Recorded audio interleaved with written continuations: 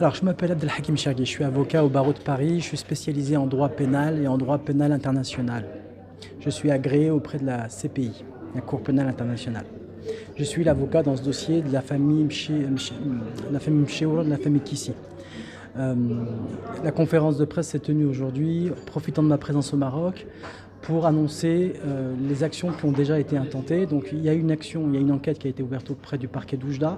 Nous avons déposé plainte à Paris et une enquête judiciaire a été ouverte à Paris, avec une demande d'entraide des autorités françaises adressée à la fois au Maroc et à la fois à l'Algérie, dans le but qui est simple, celui d'établir la vérité judiciaire de ce qui s'est passé, et qui sera un préalable au processus de justice qui viendra dans un second temps. Pour ce faire, nous avons décidé, pour court-circuiter le blocage des relations diplomatiques entre l'Algérie et le Maroc, nous avons décidé d'internationaliser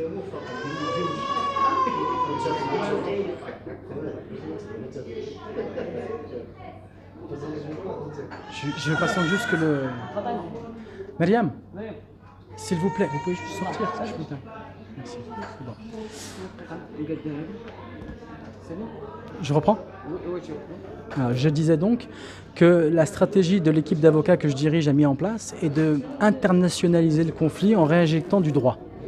Notre stratégie, c'est de faire du droit par les racines et c'est de répondre à la barbarie du crime par la logique du droit et la raison du droit.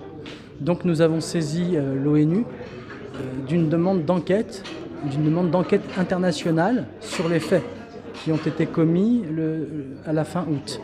Nous avons plus précisément saisi le rapporteur spécial en charge des questions liées aux exécutions extrajudiciaires, sommaires et arbitraires.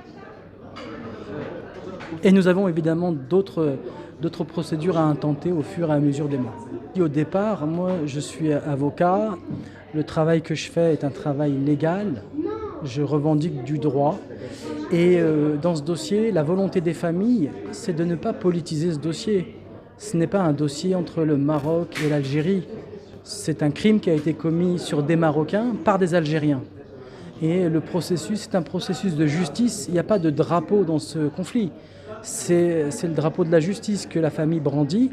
Et nous demandons justice pour Abdelali, pour toutes les victimes en fait. Et nous insistons sur un point, c'est que évidemment les faits sur lesquels nous demandons que la justice rende un verdict et indemnise les familles, ce sont des faits qui sont liés à un contexte politique, qui est le contexte que l'on connaît de rupture diplomatique entre le Royaume du Maroc et la République algérienne. Nous demandons aux autorités, s'agissant de la restitution du corps d'Abdelali Mcheour qui est en Algérie et pour lequel nous nous battons actuellement. Nous demandons aux autorités algériennes, et c'est pour ça que la famille Mcheour a rédigé une lettre ouverte au président algérien, de permettre la restitution du corps d'Abdelali au Maroc le plus rapidement possible, parce que ça fait 4 semaines, et ça fait 4 semaines que nous faisons face à l'inertie et au silence des autorités algériennes. Et ça pose un problème, puisque c'est 4 semaines de souffrance perpétuelle pour la famille. Donc nous ne voulons pas que le corps d'Abdelali serve d'emblème politique d'un côté et de rançon politique de l'autre. Nous souhaitons que tout le monde comprenne qu'il s'agit d'un mort et que le mort, quel qu'il soit, encore plus quand il le sent, a le droit d'être enterré et de reposer en terre.